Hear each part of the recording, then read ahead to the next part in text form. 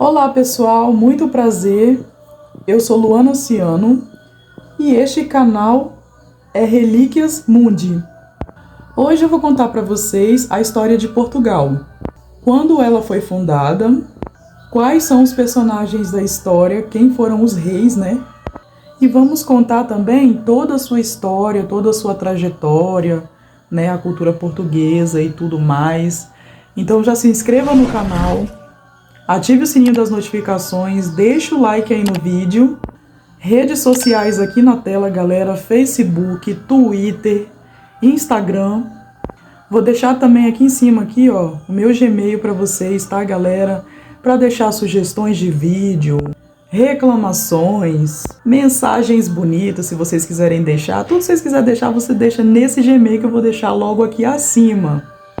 Então, galera, chega de enrolação e bora pra vinheta para começar esse vídeo, porque tá top de linha. Roda a vinheta!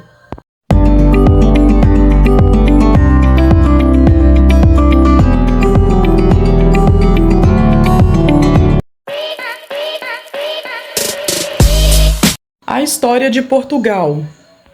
Portugal foi fundado em 1143, ano da celebração do Tratado de Zamora.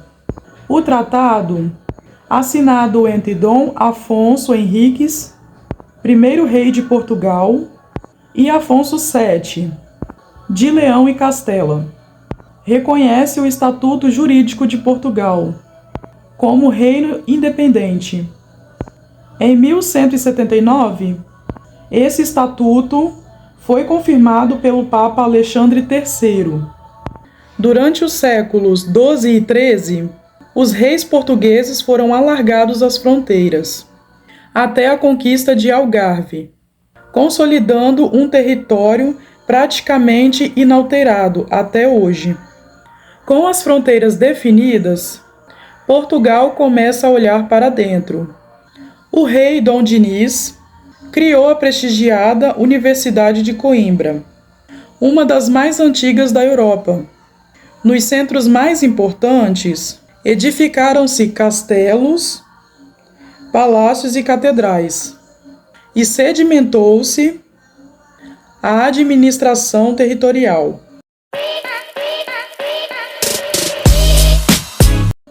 Em 1385, na sequência de um movimento popular, Dom João I foi aclamado a rei, iniciando-se a segunda dinastia.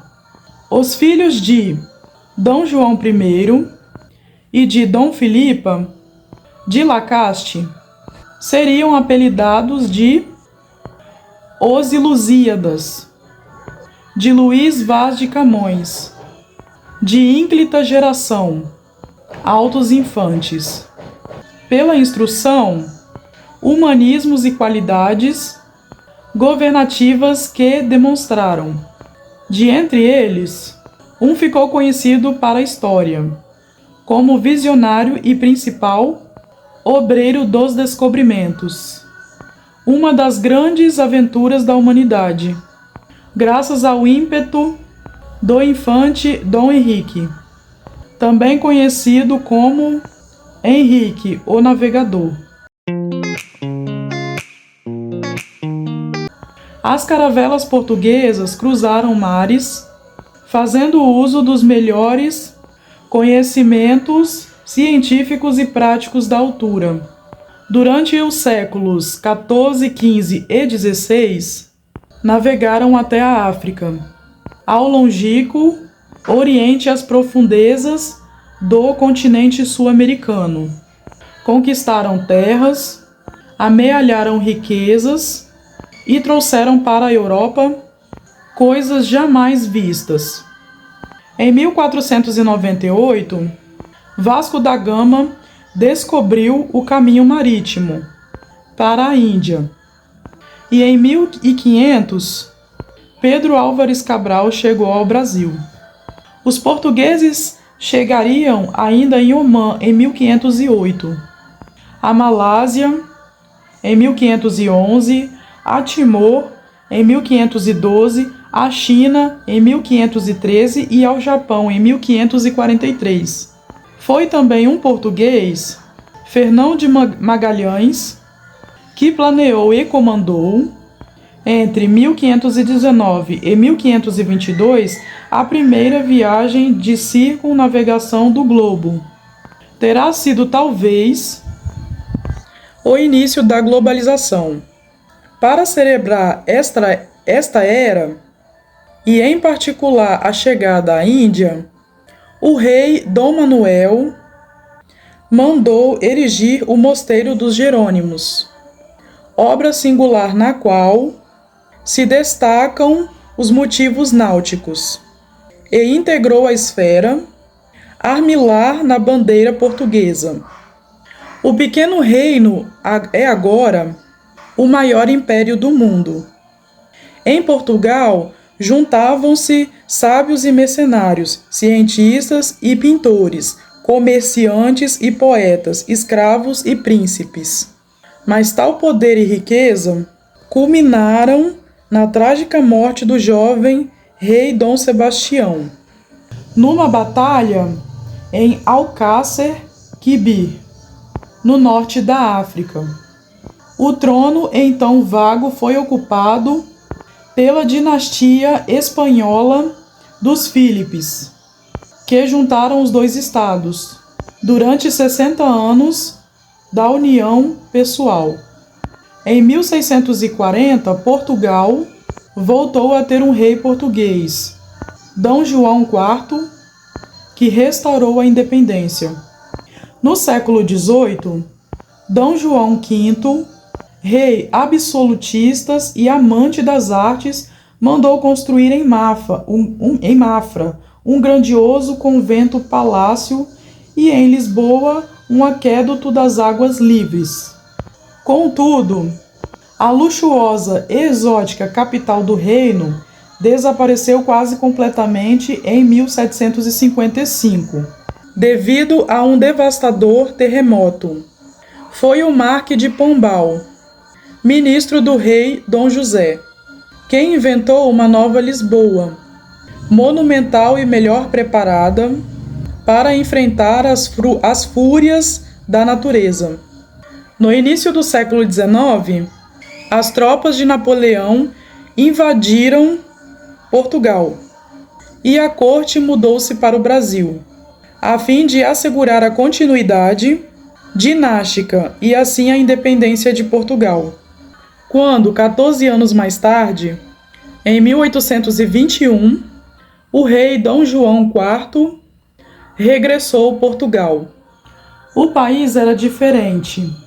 Para além das marcas deixadas pelos anos de guerra, surgiram, entretanto, o movimento liberal, o qual transformava o panorama político nacional. O poder do rei não mais era absoluto e a primeira Constituição estava em vias de ser aprovada. D. João VI, pintado por Jean-Baptiste Depret. Eu vou até deixar escrito aqui, galera, porque é meio inglês o nome, tá? Quando D. João VI morreu, em 1826, a situação política era confusa, quer do ponto de vista político, quer dinástico. Em 1828, deflagrou a Guerra Civil, com 2 filhos de D. João VI a disputar o trono. D. Miguel, aclamado pelas cortes, que defendia uma visão tradicionalista e se opunha à Constituição, e D. Pedro, que defendia o liberalismo e a Constituição, mas que, por ter declarado, em 1822, a independência do Brasil, a ser imperador deste país, estava impedido de ocupar o trono português.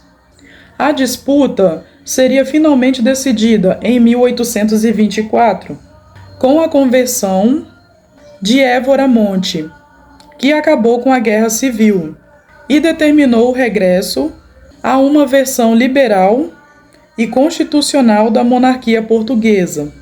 As ideias republicanas começaram a ganhar cada vez mais força a partir dos finais dos séculos XIX. Na sequência do regicídio de Dom Carlos em 1908 e da Revolução de 5 de outubro de 1910. A República acabou por ser instaurada. Dom Manuel II foi o último rei de Portugal e Teófilo Braga, o primeiro chefe de Estado republicano, na qualidade de presidente do governo provisório. Manuel de Riaga foi o primeiro presidente eleito da República Portuguesa.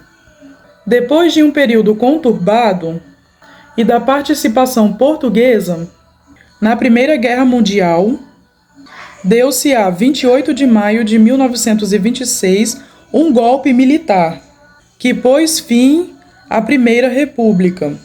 Iniciou-se então um período de ditadura militar que terminou com a aprovação da Constituição de 1933.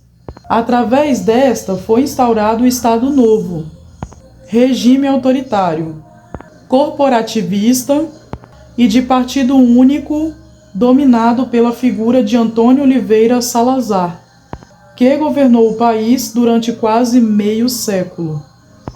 A 25 de abril de 1974, a Revolução dos Escravos devolveu a liberdade e a democracia aos portugueses, rapidamente reconhecendo a independência das antigas colônias em África. De novo dentro das suas fronteiras originais, Portugal tornou a virar-se para a Europa. Em 1986, o país aderiu à CEE, Comunidade Econômica Europeia. E desde então, os portugueses têm participado com entusiasmo na construção de uma nova Europa, sem, contudo, esqueceram a sua história, o seu caráter e as suas tradições. Então, pessoal, esse foi mais um trabalho nosso aqui, galera. Esse foi mais um vídeo feito para vocês, tá? Espero que vocês curtem, que vocês gostem, tá? Mostra para os seus amigos, comenta, compartilha. Quem chegou até o final, comenta Portugal aqui no nosso vídeo, galera, para mim poder saber que vocês, né, vieram até o final. Fiquem com Deus, um beijo e até o próximo vídeo. Tchau!